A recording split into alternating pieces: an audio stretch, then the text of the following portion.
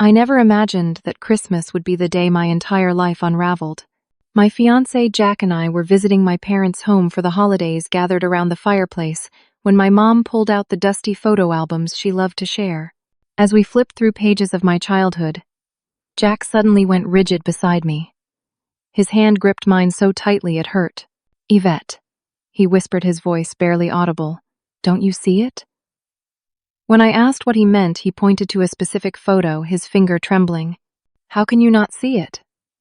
When he finally showed me what he'd noticed, my world collapsed. 5 hours later, I was calling the police. I'm Yvette Walker, 29 years old, and until that Christmas night, I thought I had a pretty good handle on my life.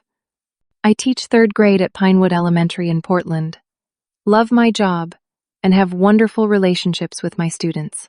I live in a cozy apartment downtown with a view of the river that still makes me smile every morning when I open my curtains. My parents, Linda and Thomas Walker, have been married for 35 years and still look at each other with that same affection they had when I was a kid. And then there was Jack Bennett, my fiancé of 3 months. We met 2 years ago at a charity fundraiser for the Children's Hospital. He's an architect, 31, with thoughtful green eyes, and a talent for making me laugh, even on my worst days. The night he proposed, he recreated our first date down to the exact table at the restaurant and the same dessert we shared. When he got down on one knee, I didn't hesitate for a second before saying yes. Our wedding was planned for May, just 5 months away. We had the venue booked, a beautiful converted farmhouse with a view of Mount Hood. My dress was being altered. Jack's parents had already booked their flights from Chicago. Everything was falling into place exactly as it should. My father, Thomas, had always been my hero. He coached my soccer teams when I was young, taught me to drive in his prized Chevy, and walked me through my college applications line by line. He was the steady, calm presence who never raised his voice even when I totaled his car at 17. "As long as you're okay, that's all that matters," he had said, hugging me tightly while I sobbed apologies into his shoulder. Christmas Eve had started perfectly. Jack and I arrived at my parents' house in the afternoon, greeted by the smell of my mom's famous gingerbread and the sound of Bing Crosby playing through the speakers. My dad insisted sounded better than any modern system. My brother Aaron was already there with his wife Melody, having arrived from Seattle the day before. We exchanged gifts around the tree exactly as we had every year. Mom got her annual pair of slippers. Dad received a new fishing rod from all of us combined, and Aaron pretended to be surprised by the watch Melody had obviously let him pick out himself. Jack fit right in, handing out the thoughtful gifts he had selected for everyone.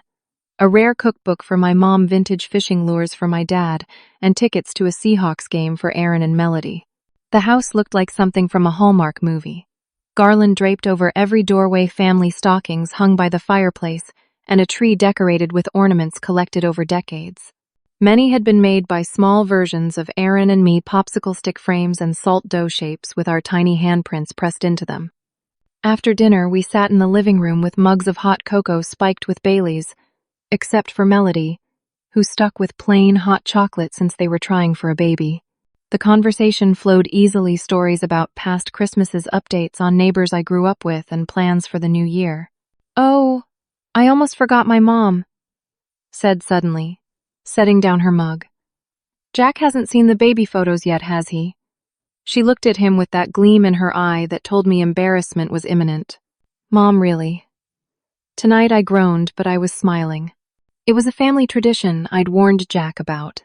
The Christmas Eve photo album review, where each family member's most embarrassing childhood moments were revisited and celebrated. "Absolutely tonight," Mom insisted.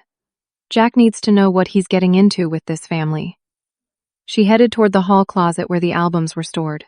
I noticed my dad shift uncomfortably in his armchair. "Linda, maybe we can do this tomorrow. It's getting late." "It's barely 8, Thomas," Mom called back, already pulling albums from the closet shelf. "This is tradition." Dad's face tightened slightly, but he forced a smile. "Of course you're right. Tradition. It is." Jack squeezed my hand. "I've been looking forward to seeing baby Yvette." "I bet you were adorable." "Adorable and often naked," Aaron chimed in. "There's at least 3 albums of Yvette refusing to wear clothes as a toddler." "Thanks for that, bro." I laughed, throwing a cushion at him. Mom returned with 3 thick albums and sat beside Jack on the couch. "I'll start with Yvette's early years," she said, opening the first album. The photos were arranged chronologically. My hospital photos, first birthday, learning to walk, and preschool years. Mom narrated each page with stories I'd heard 100 times but still made everyone laugh. Jack was thoroughly enjoying himself, asking questions and teasing me gently about my apparent phase of wearing nothing but purple. "You really do look exactly like your mother," Jack commented, pointing to a photo of Mom holding me at around age 3. "Everyone always says that," Mom agreed, turning the page. We continued through the albums, reaching my elementary school years. I was missing my 2 front teeth in most of these photos, my hair in uneven pigtails that I had insisted on doing myself. And then we got to a page of photos from the summer I was 7. We had spent 2 weeks at a lake house in Minnesota owned by my mother's cousin Richard. The photos showed me fishing off a dock, building sand castles, and riding on a pontoon boat. There was one particular photo of me sitting on the cabin steps next to Richard, both of us eating popsicles and grinning at the camera. I remembered that day vaguely. It had been scorching hot, and Richard had surprised us with a box of popsicles he'd driven 30 minutes to find because I'd mentioned wanting one. I was about to share this memory when I felt Jack go completely still beside me. His hand, which had been resting on my knee, suddenly gripped me tightly. When I looked at him, his face had drained of color. "Jack, what's wrong?" I asked. His eyes were fixed on the photo. He looked up at me, then back at the photo, then leaned closer to examine it. Without speaking, he flipped back several pages, looking at photos of just me, then returned to the lake house photo. "Yvette," he finally whispered, grabbing my hand. "Don't you see it?" "See what?" I looked at the photo again, confused. "How can you not see it?" His voice was tight, controlled. He pointed to Richard's face, then to mine in the photo. Then he flipped through more pages, finding other photos where Richard appeared. I still didn't understand what he was trying to show me until he put his finger next to Richard's eyes, then next to mine. The same shape, the same color. He pointed to Richard's smile, the distinctive way his mouth curved up more on one side than the other, just like mine. Then to the matching dimple pattern. Not just a single dimple, but a main dimple with a smaller one just beside it. My stomach dropped as I realized what Jack was showing me. I looked nothing like my father. But Richard and I, we could have been father and daughter. "I don't understand what you're getting at," I said to Jack, my voice barely above a whisper. The room had gone strangely quiet. I could feel everyone watching us. Jack kept his voice low. "Yvette, who exactly is Richard? You called him your mother's cousin." "Yes, Uncle Richard." "Well, not really my uncle, but that's what I always called him." I looked at the photo again, my heart starting to race. "He visited sometimes when I was a kid. He always brought me gifts. Books, mostly. I haven't seen him since I was about 10, I think." I glanced up and saw my father standing abruptly. His face had gone pale. "I need some air," he muttered, heading toward the back door. "Thomas." My mom called after him, but he didn't stop. Jack was still studying the photos, flipping pages, looking between images of me at different ages and the few pictures where Richard appeared. "It's not just one feature, Yvette. It's everything." Aaron had moved closer now, looking over our shoulders at the album. "What are you guys whispering about?" he asked. But as he looked at the photos, his expression changed. He looked from the album to my face, then back again. "Huh?" he said finally. "That's weird."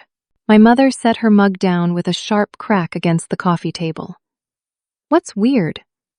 What are you all talking about?" I turned the album so she could see what we were looking at. "Mom, Jack thinks I look like Richard." The glass slipped from her hand and shattered on the hardwood floor. No one moved to clean it up. That's ridiculous," she stammered, but her voice sounded strange, high and tight. Aaron was still looking at the photos. Actually, now that Jack points it out, he flipped through a few more pages, then looked at me with new eyes. "You really don't look anything like Dad, do you?"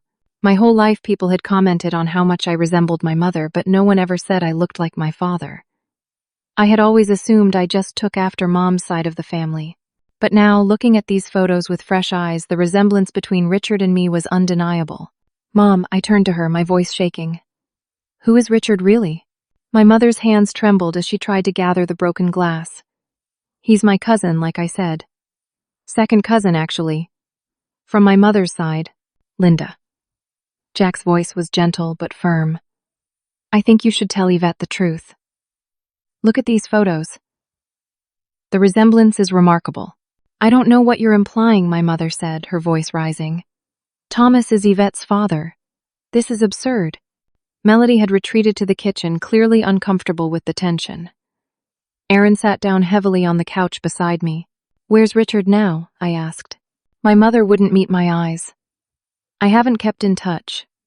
Somewhere in Minnesota still, I think. That's not true, Aaron said suddenly. I heard you talking to him on the phone last month. When I came over to help Dad with the roof, remember? You were in the kitchen and you said, Richard, we've been through this before. Mom's face crumpled. Aaron, please. Mom, tell me the truth. I demanded, my voice stronger now despite the trembling in my hands. Is Richard my biological father? The silence that followed seemed to last forever. My mother stared at the broken glass on the floor, tears streaming down her face. Finally, she nodded once, a barely perceptible movement. Yes, she whispered. The word hit me like a physical blow. I couldn't breathe. Thomas and I were going through a rough patch. She continued, her words coming out in a rush now. He was working constantly, traveling for weeks at a time. Richard was staying with us to help me with Aaron, while Thomas was away. It just happened. Once. And then, I found out I was pregnant. Does Dad know? Aaron asked, his voice hollow. Mom nodded again. He found out after Yvette was born. The blood types, they didn't match. He confronted me and I couldn't lie to him. So my whole life has been a lie. I stood up, the photo album sliding from my lap to the floor with a thud. No, sweetie, no. Thomas loves you so much. He chose to raise you as his own. He is your father in every way that matters. Except biology, I said bitterly. Why was Richard in our lives at all? Why let him visit if this was such a big secret? Mom wiped her eyes. That was the agreement. Richard wanted to be part of your life, and Thomas agreed as long as you never knew the truth. Richard could visit occasionally as a family friend, but nothing more. When you turned 10, Thomas decided it was too risky. They had a huge fight and Richard stopped coming around. So Dad forced him away. My actual biological father. The words felt strange in my mouth. Thomas is your father, Mom insisted. He raised you, loved you, provided for you. Richard was just a mistake. I heard the back door open and close. Dad, no Thomas, walked back into the living room. His eyes were red. You heard? He asked, looking at me. I nodded, unable to speak. I'm so sorry, Yvette. His voice broke. I wanted to tell you so many times, but I was afraid I'd lose you.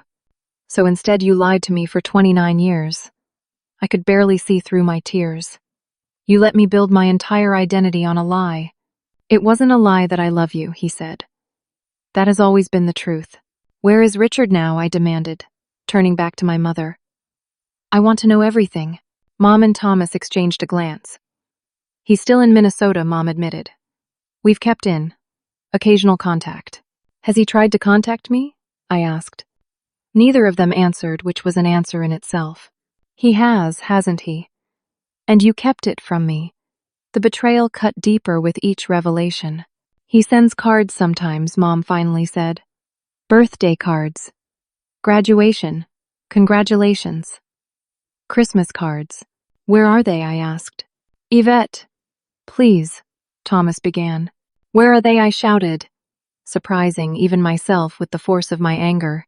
I kept them, Mom whispered. In a box in the attic. Jack had been silent through this exchange, his hand steady on my back. Now he stood beside me. I think Yvette needs some time to process this, he said calmly. We're going to head back to our hotel. Please don't go, Thomas begged. Let's talk about this. 29 years, I repeated. You had 29 years to talk about this. I grabbed my coat and purse. Jack collected our things quickly, murmuring apologies to my shell-shocked family. Aaron looked like he wanted to say something but couldn't find the words. As we reached the door, I turned back one last time. Is there anything else I should know? Any other life-changing secrets you've been keeping? The hesitation before my mother answered told me everything. He's been trying to contact you directly for years, she admitted. We intercepted his calls and letters. It was too much. I walked out into the cold December night, my entire world collapsing around me. Jack drove us back to our hotel in silence, one hand on the wheel, the other holding mine.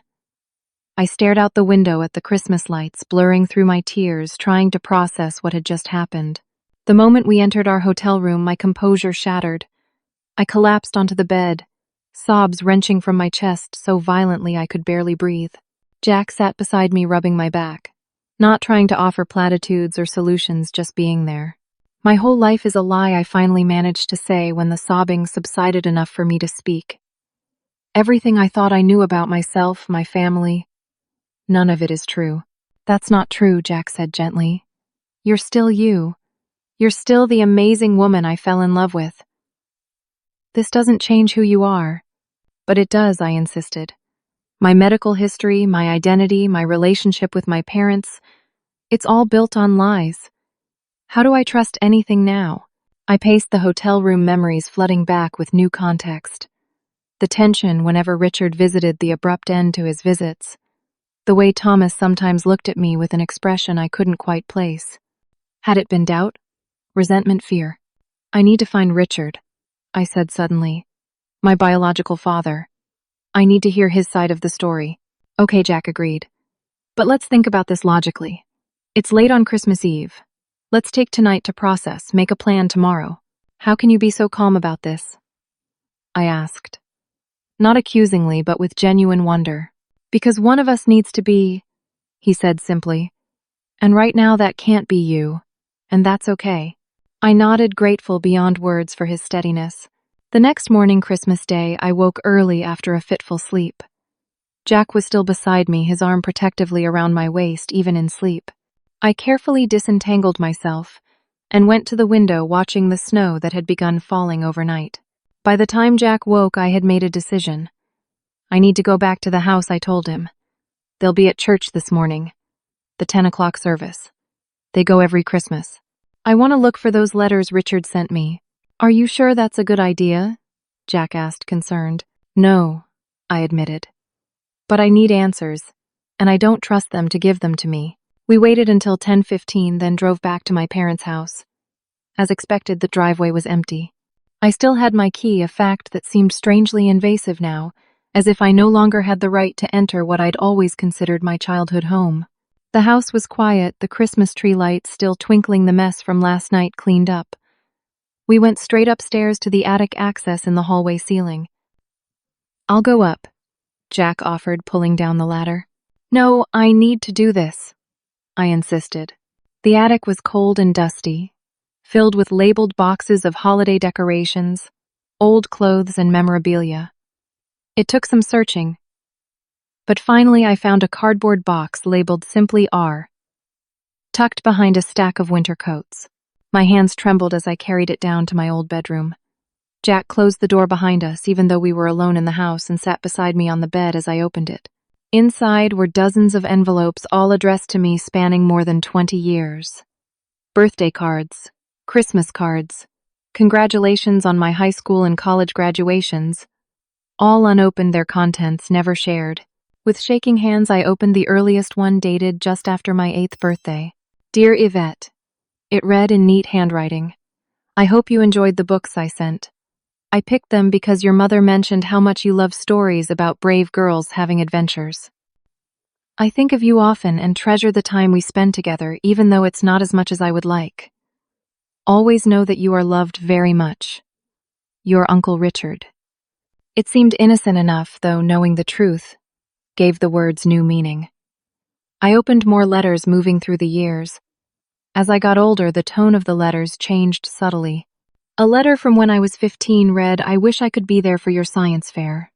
Your mother told me about your project on genetic traits, which made me smile for reasons I can't explain here. Know that I'm proud of you, even from a distance. The most recent letter sent just 2 months ago was different. Dear Yvette, I've respected the boundaries set for many years, but time is no longer a luxury I can afford. I've been diagnosed with Marfan syndrome, a genetic disorder that affects the connective tissue. It's the reason for my height and long fingers, features you've inherited. More importantly, it can cause serious heart problems which have recently manifested in my case. You need to be tested as there's a 50% chance you've inherited this condition. Treatment is available if caught early. I've tried to convey this to your parents, but I'm not certain they understand the urgency. I'm taking the risk of reaching out directly. My contact information is enclosed. Whatever your feelings about me or the circumstances, please consider getting tested. With love and concern, Richard Miller. My biological father was ill with a genetic condition I might have inherited, and my parents had hidden this information from me. I was still processing this when I heard the sound of a key in the front door.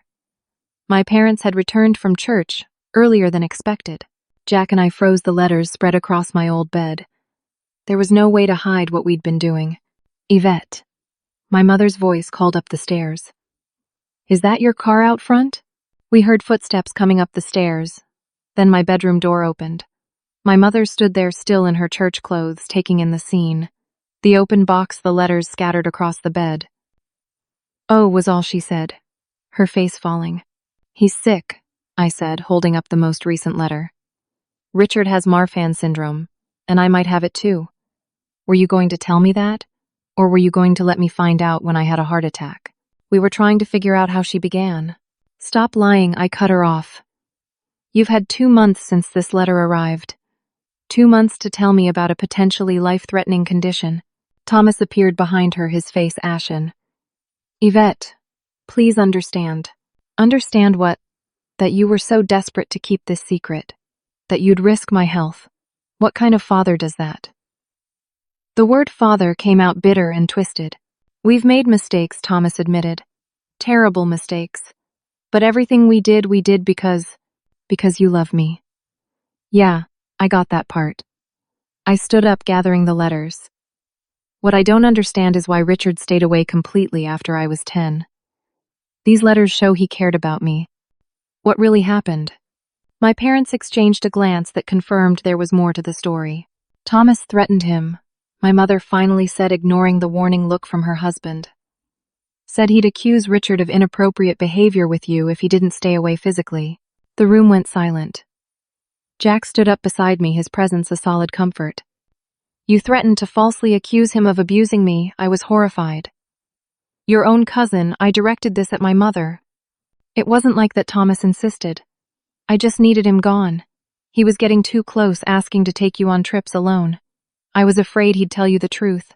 So you threatened to destroy his life with false accusations. Jack's voice was quiet but hard. Do you understand how serious that is? I was desperate, Thomas said, his voice breaking. I was losing you. Every time he visited you, looked at him with such admiration. The same way you used to look at me.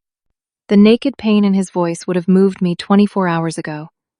Now it just added to my anger. You had no right, I said. No right to keep me from him, to hide his letters, to threaten him, and absolutely no right to withhold medical information that could affect my life. I gathered the letters, putting them back in the box. I'm taking these, and I'm calling Richard. Yvette, please, my mother begged. It's Christmas Day. Funny you didn't seem concerned about the holiday when you were dropping bombshells last night, I replied coldly. I'll be in touch when I'm ready. Right now I need space. Jack carried the box as we walked past my parents and down the stairs. At the door, Thomas tried one more time. Yvette, I'm sorry. I truly am. I was wrong, but please believe I only wanted to protect you. I turned to face him. This man I'd called Dad my entire life. Protect me. Or yourself. We left without another word, the box of lost opportunities heavy in Jack's arms. Back at our hotel, I sorted through the remaining letters, creating a timeline of Richard's attempts to be part of my life. Jack sat beside me taking notes and helping me organize the information. "Look at this," he said, holding up a small stack of envelopes. "These are all from around your major life events. High school graduation, college acceptance, your first teaching job. And according to the postmarks, they arrived right on time for those events. Which means my parents knew exactly when to intercept them," I said bitterly. "They must have been watching the mail like hawks." The more we discovered, the more complex the deception became. Richard had sent checks for my college tuition, which my parents had apparently returned. He'd sent gifts that I'd never received. He'd even tried to call me directly several times over the years. Most disturbing was a letter from 5 years ago, where Richard mentioned being told by my mother that I wanted no contact with him after learning the truth about our relationship. They told him I knew I was stunned. They told him I rejected him. "It looks that way," Jack confirmed grimly. "I found Richard's phone number and current address in Minnesota in his most recent letter." My hand hovered over my phone, hesitating. "What if he doesn't want to hear from me now?"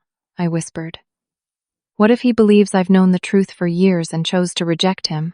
"There's only one way to find out," Jack said gently. Taking a deep breath, I dialed the number. The phone rang 4 times before a deep voice answered. "Hello, is this Richard Miller?" My voice shook. "Yes, who's calling?" He sounded cautious. "This is Yvette Walker, I believe." I swallowed hard. "I believe you're my biological father." Silence stretched for several seconds. Then his voice thick with emotion.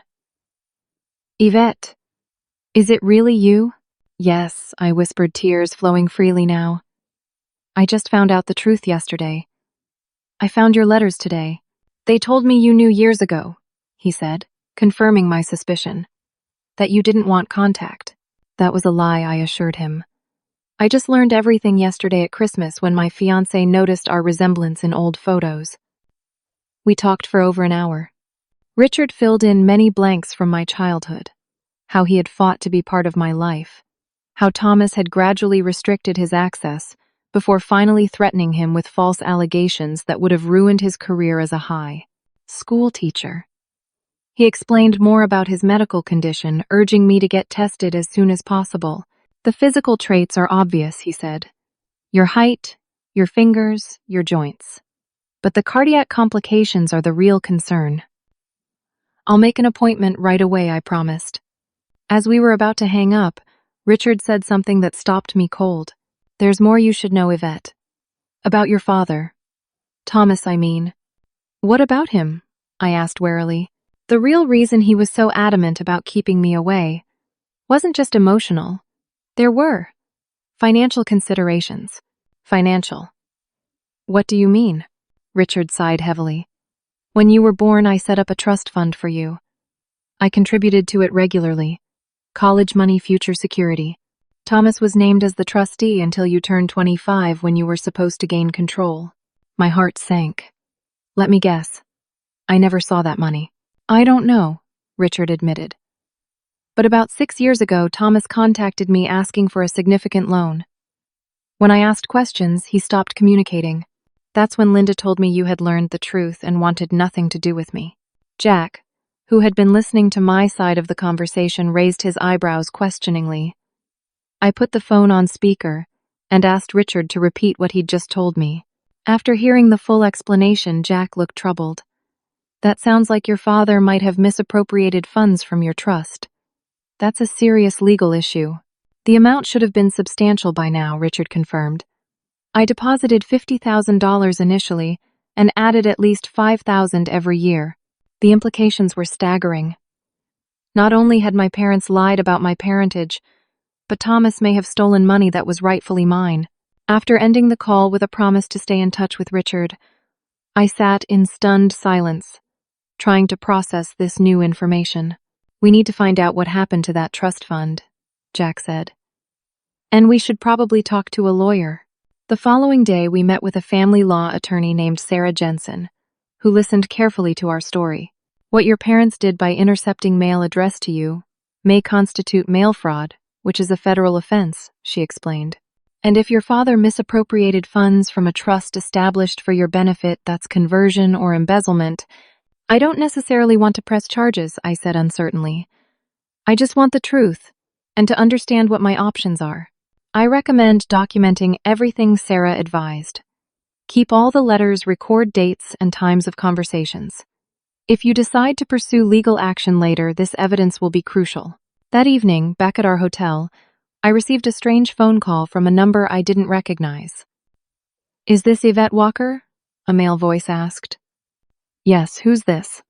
Someone who thinks you should stop digging into family business that doesn't concern you. The voice was deliberately disguised. Excuse me. Who is this? I demanded. Just take some friendly advice. Let sleeping dogs lie, or things might get unpleasant. The call ended before I could respond. Shaken, I told Jack about it. That's concerning, he said, frowning. It has to be connected to what we're uncovering. Later that night, I woke to the sound of Jack moving around the room. He was checking the smoke detector, the air vent, the lampshades. What are you doing? I asked sleepily. Something doesn't feel right, he muttered. Then from behind the headboard of our bed, he pulled out a small black device. What is that? I asked, suddenly wide awake. He held his finger to his lips, then wrote on the hotel notepad, listening device. Someone bugged our room. My blood ran cold. Someone was monitoring our conversations. But who? And why? Jack took the device into the bathroom, turned on the shower, and presumably destroyed it. When he returned, he wrote another note. Need to check out. Not safe. We packed quickly and silently, checking out of the hotel at 3 a.m, with a hastily invented story about a family emergency. Instead of finding another hotel, Jack drove us to his college roommate's house on the other side of Portland. His friend Dave was surprised but welcomed us without many questions. Mi casa es su casa, he said, showing us to his guest room. Stay as long as you need. The next day, Jack and I discussed our next steps while walking in a nearby park away from any potential listening devices. I think we should meet with Richard in person, I said. He's offered to fly out despite his health issues. That seems like our best move, Jack agreed. But we need to be careful. Someone is clearly trying to prevent that meeting. Do you think it's my father, Thomas? I mean, it still felt strange to use his name rather than Dad. It's possible, Jack said thoughtfully. Or it could be someone he's involved with. The missing trust fund money suggests there might be other players involved. 2 days later, we were preparing to meet Richard at a public restaurant when we noticed a car that had followed us from Dave's house. The same car had been parked down the street the previous day. We're being watched, Jack said quietly, as we pretended to window shop to buy time. Using evasive tactics Jack had learned from thriller movies, we managed to lose the tail and make it to the restaurant through a back entrance. Richard was already there, seated in a corner booth. Seeing him in person for the first time with the knowledge that he was my biological father was overwhelming. The resemblance was undeniable. We had the same eyes, same smile, same long fingers, and tall, lanky build. He stood when he saw me, uncertainty written across his face. Without thinking, I stepped forward and hugged him. He returned the embrace tentatively at first, then with more certainty. Thank you for coming, I said when we separated. I've been waiting for this moment for 29 years, he replied simply. Over lunch, Richard shared more details about his relationship with my mother, the agreements and threats that had shaped my childhood, and his unsuccessful attempts to be part of my life. I never wanted to disrupt your family, he explained. I respected Thomas's role as your father. I just wanted some connection with you. As we were leaving the restaurant, Jack spotted the same car from earlier parked across the street. Don't look now, but we're being watched again, he murmured. Richard followed our gaze and frowned. That looks like Thomas's car. Are you sure? I asked, squinting at the sedan. Pretty sure. Silverish Toyota Camry, right. I remember it from the last time I saw him about 6 years ago when he came asking for money. A chill ran down my spine. We need to confront him. This has gone too far. Armed with the knowledge that Thomas might be surveilling us, we decided to confront my parents directly. Jack insisted on accompanying me, and Richard reluctantly agreed to wait at Dave's house, concerned about his heart condition under stress. We drove straight to my parents' home, unsurprised to find Thomas's Camry already in the driveway. He must have raced back after realizing we had spotted him. My mother answered the door, her face lined with worry. Yvette, thank goodness. We've been so worried. Save it, Mom, I said, brushing past her into the house. Where's Thomas? In his office, she replied, wringing her hands. Yvette, please, we need to talk about this rationally. Rationally, I laughed bitterly. Like rationally explaining why Thomas is having us followed, or rationally discussing the listening device we found in our hotel room, or maybe rationally talking about the trust fund Richard set up for me. That seems to have vanished. Her face paled. I don't know what you're talking about.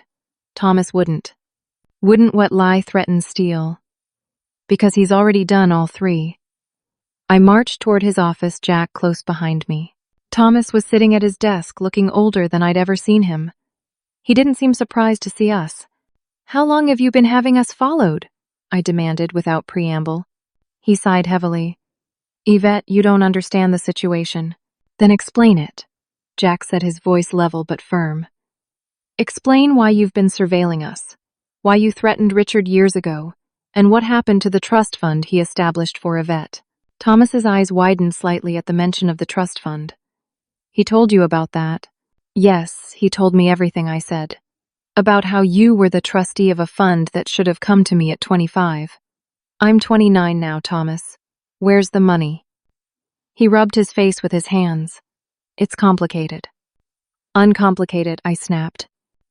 After a long moment, Thomas seemed to deflate. I made some bad investments. I was trying to grow the fund for you, but things went wrong. I borrowed against it thinking I could replace it before you turned 25. And I prompted when he fell silent. And I couldn't. The money was gone. I tried to get a loan from Richard to replace it, but he asked too many questions. So you stole from me, and when you couldn't fix it, you and Mom lied to Richard, telling him I knew the truth and wanted nothing to do with him. The betrayal cut deeper with each revelation. We panicked, my mother said from the doorway.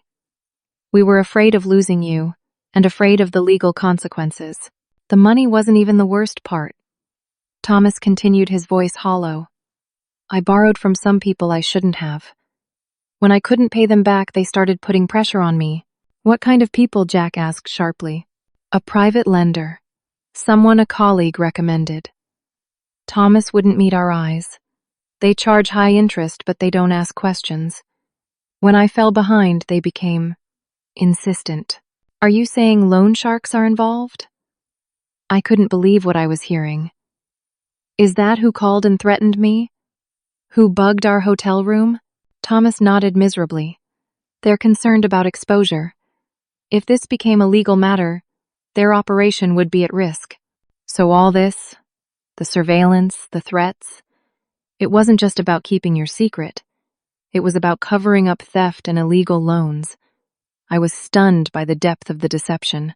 I never meant for it to go this far, Thomas said, his voice breaking. It started with one small lie, then another to cover that one, and it just snowballed. How much do you owe these people? Jack asked. About $200,000 with the interest. I gasped. 200,000. The trust fund couldn't have been that much. It wasn't, Thomas admitted, but I borrowed more trying to recoup the losses, then more to cover that. It spiraled. And these are dangerous people, Jack confirmed. Thomas nodded. They've threatened me, my job, my reputation. That's why I was so desperate to keep you from meeting Richard. If this became public, if legal proceedings started, I paced the room trying to process the tangled web of lies. So you falsified documents about Richard too, didn't you? To make sure he couldn't fight back against your threats. The look of shame on Thomas's face confirmed it. I created some emails, made it look like he had inappropriate interests. I never filed anything officially, just showed him enough to scare him off. Do you understand how serious that is? Jack asked. Creating false evidence to threaten someone is a crime. I know, Thomas whispered. I know. I stood by the window, looking out at the neighborhood where I'd grown up, feeling like I was seeing everything through new eyes. This house, this family, this life, all built on deception. Here's what's going to happen, I said, finally turning to face them.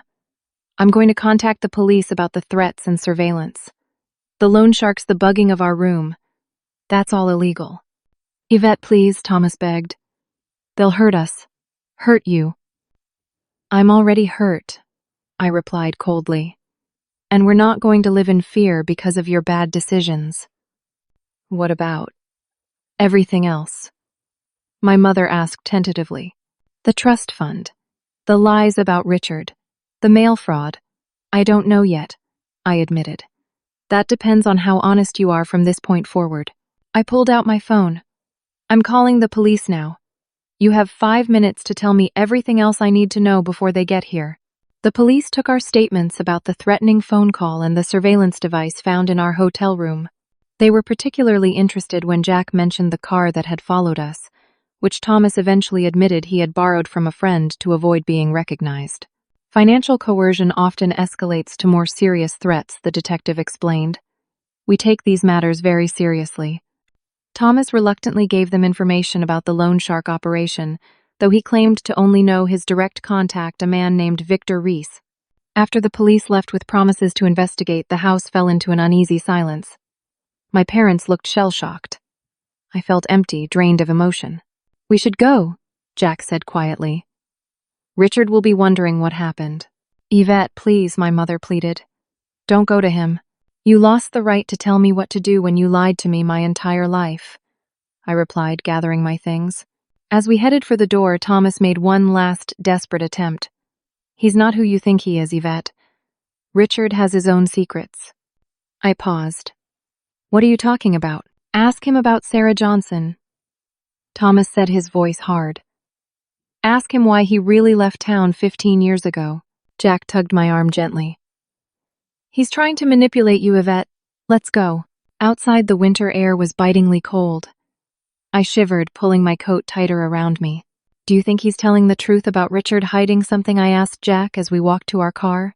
I think we should hear Richard out before making any judgments, Jack replied diplomatically.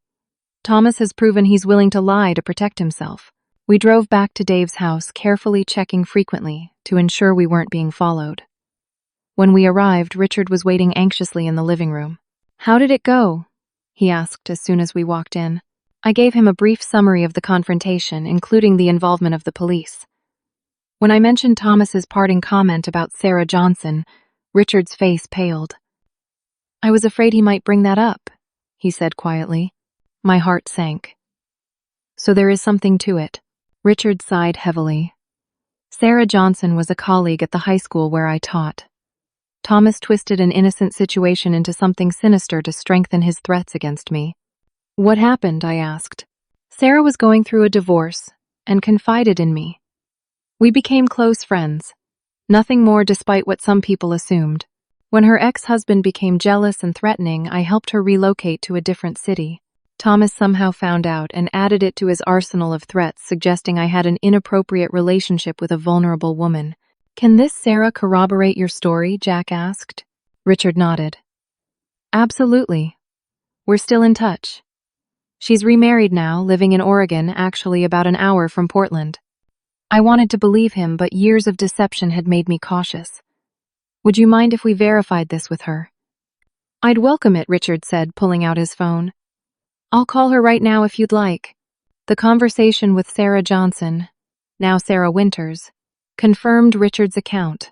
She spoke warmly of him as a friend who had helped her through a difficult time, expressing outrage that Thomas had twisted their friendship into something inappropriate. Richard is one of the most honorable men I know, she told me. I'm so sorry your father used our situation to manipulate him. And you. That evening, as Richard rested in Dave's guest room, Jack and I made plans to visit a cardiologist the next day for testing related to Marfan syndrome. I can't believe this is my life now, I said as we sat on Dave's back porch. A week ago, my biggest concern was whether the wedding flowers should be peonies or roses. Jack squeezed my hand. We'll get through this, one step at a time. Why are you still here? I asked suddenly. This isn't what you signed up for. I signed up for you, he said simply. All of you. Your past, your present, your future. Whatever that includes. The next morning, we were preparing to leave for my doctor's appointment when Jack noticed something strange about our car. Don't start the engine, he said sharply, pulling me away from the driver's side door. Something's not right. He knelt beside the car, examining the undercarriage, then straightened with a grim expression. Someone's tampered with the brake line. It's been partially cut. A chill ran through me. The loan sharks. Maybe Jack said already dialing the police. Or maybe someone who doesn't want you getting that medical test. The police arrived quickly, documenting the damage to the car and taking it as evidence. The detective who had taken our initial report looked grave. This has escalated from threats to attempted harm, she said. We need to bring your father in for questioning. He wouldn't do this, I said automatically, then hesitated. Would he? The question lingered, as we took an Uber to my parents' house, escorted by a police cruiser. We found Thomas in a state of agitation, pacing the living room. Thank God you're here, he said when he saw us. I've been trying to call you. Victor's men came by this morning making threats. I told them I'd spoken to the police and they said I'd regret it. Someone cut Yvette's brake line, Jack said bluntly, watching Thomas's reaction carefully. The color drained from his face. What? When? This morning. You're saying it wasn't you? Of course not. Thomas looked genuinely horrified. I would never. Yvette, you have to believe me. I would never hurt you. The detective interrupted. Mr. Walker, we need you to come down to the station to make a formal statement about these loan sharks. We're also going to need names, contact information, any documentation of the loans. Thomas nodded numbly. Of course. Whatever you need. As the detective let him out, he turned back to me. Yvette, I've made terrible mistakes. Unforgivable mistakes. But I swear on my life I would never physically harm you. You're my daughter regardless of biology. I couldn't bring myself to respond. The man I'd called Dad my entire life was being taken to a police station for questioning about loan sharks and potentially attempted harm. It felt surreal. My mother emerged from the kitchen, her eyes red from crying. What's happening now? The police are questioning Thomas about his connections to the people who might have tampered with my car, I explained coldly. Someone cut my brake line, Mom. I could have been killed. She collapsed into a chair, her hand over her mouth. This has gone too far. I never thought. I never imagined. What did you think would happen when you started building your lives on lies? I asked. Did you really think there would be no consequences? We were just trying to keep our family together, she whispered. By keeping me from my biological father, by stealing money meant for me, by allowing Thomas to get involved with criminals. My voice rose with each question. That's not protecting family. That's protecting yourselves. Jack placed a calming hand on my shoulder. We need to focus on safety right now. Yvette has a medical appointment to check for Marfan syndrome. Can we deal with everything else after that? My mother looked up, alarm crossing her face. Marfan syndrome, Richard has that. Yes, and he's been trying to tell me about it for months, I replied. If you had given me his letters, I would have known about the genetic risk. I didn't know, she said, looking genuinely shocked. I never read the letters, I just kept them away from you. Jack called for another Uber, and we left my mother sitting alone in the living room, lost in the consequences of decades of deception.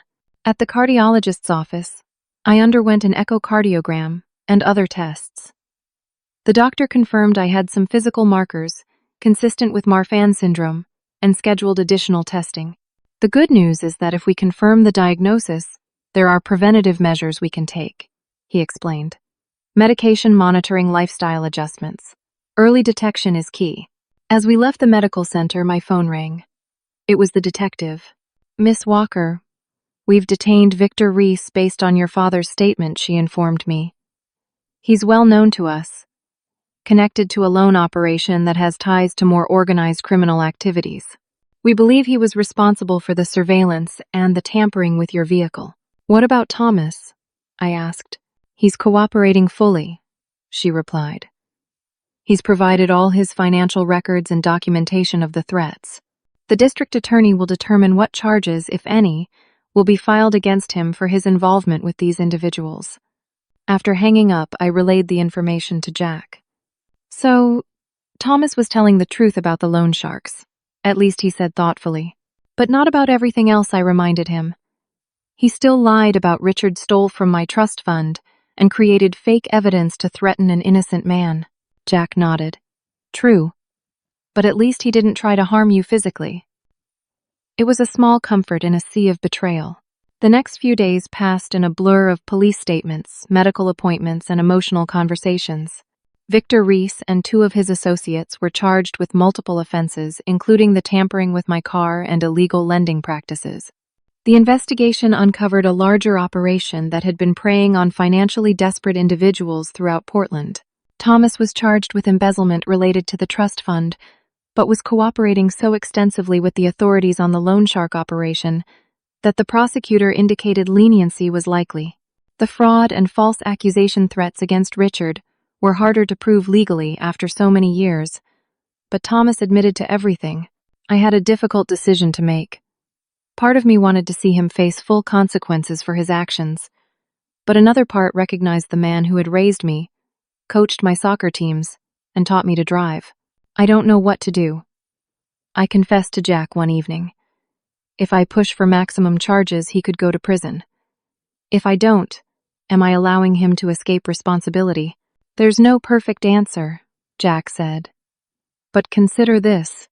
True justice isn't always about punishment. Sometimes it's about restoration, making things right as much as possible.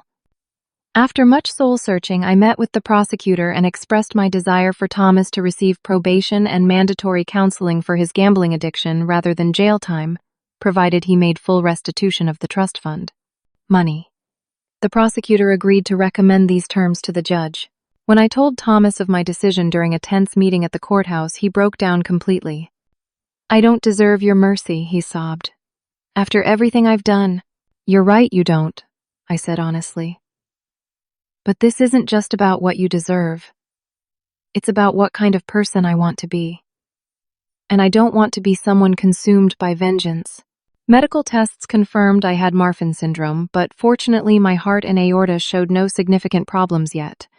With medication and regular monitoring, the doctor was confident I could live a normal, healthy life. You're lucky we caught this early, he told me. Many people aren't diagnosed until they have a serious cardiac event. I had Richard to thank for that early diagnosis. His persistence in trying to warn me had potentially saved my life. As the legal proceedings continued, I began building a relationship with Richard. We spent hours talking, finding surprising similarities beyond our physical resemblance. The same love of classic literature, the same analytical approach to problems, the same quirky sense of humor. I miss so much of your life, Richard said sadly during one of our conversations. First steps first, words first day of school. We can't get those back, I acknowledged. But we can make the most of the time we have now. My relationship with my mother slowly began to heal, as she made genuine efforts to atone for her deception. She volunteered to help Richard navigate his medical care, using her experience as a former nurse to advocate for him with doctors. I owe him this, she told me. I took so much from both of you. The wedding plans were put on hold while we processed everything that had happened. Jack never complained, never pressured me, simply supporting whatever I needed. When we do get married, he said one night as we walked along the Portland waterfront, it should be a celebration, not something overshadowed by all this. Do you still want to marry me? I asked, voicing the insecurity that had been growing. Now that you know my family is complicated. He stopped walking and turned to face me. Yvette, I fell in love with you. All of you. Your past doesn't change who you are. The compassionate teacher who stays late to help struggling students. The woman who rescues spiders instead of killing them. The person who makes me laugh more than anyone I've ever known. If anything, seeing how you've handled this impossible situation has made me love you more. 6 months later, we gathered for a family dinner that would have seemed impossible at Christmas. Richard was there, his health improved with new treatments. My mother still working to earn back trust. Thomas humbled by legal consequences but committed to making amends, attending weekly Gamblers Anonymous meetings. Aaron and Melody expecting their first child. Jack steadfast as always. And me. No longer the person I had been, but perhaps stronger for what I'd endured. As we sat around the table, I looked at these imperfect people who made up my complicated family. and felt a sense of peace I hadn't expected to find again. "I'd like to make a toast," I said, raising my glass. "To truth. It may be painful, but it's the foundation everything else is built on." To truth, they echoed, glasses clinking. Later that evening, Jack and I finalized the new date for our wedding, May of next year. We decided that both Thomas and Richard would walk me down the aisle, an unconventional choice that felt right for our unconventional family. "Are you sure?" Thomas asked, tears in his eyes when I told him. "You raised me," I said simply. "Despite everything that matters. And Richard gave me life. You both deserve to be part of that day." The journey to healing was far from over. Trust once broken takes time to rebuild. But each day brought small moments of progress. A genuine laugh shared with my mother, an honest conversation with Thomas, a new memory created with Richard. I learned that family isn't defined by blood or by perfect behavior. It's defined by love, by honesty, by the willingness to face hard truths and still choose each other. Sometimes the families we build from broken pieces are stronger than those that never faced adversity. As for me, I discovered my own capacity for forgiveness. Not the kind that forgets or excuses, but the kind that acknowledges wrong and still chooses to move forward. I learned that my identity isn't determined by my genetics or by the lies I was told, but by the choices I make each day. The truth that was revealed that Christmas night changed everything I thought I knew about myself and my family. But in the end, it didn't destroy us. It transformed us into something more authentic, more honest, and ultimately more loving than what we had before. Have you ever discovered a family secret that changed how you saw yourself or your loved ones? How did you handle it? Comment below and share your experience. If you found my story meaningful, please like this video and subscribe to hear more real-life stories about overcoming family challenges. And if you know someone who might be struggling with family secrets or identity issues, share this with them. Sometimes knowing we're not alone in our struggles makes all the difference. Thank you for listening, and I hope your own family journeys lead to healing and truth, no matter how difficult the path may be.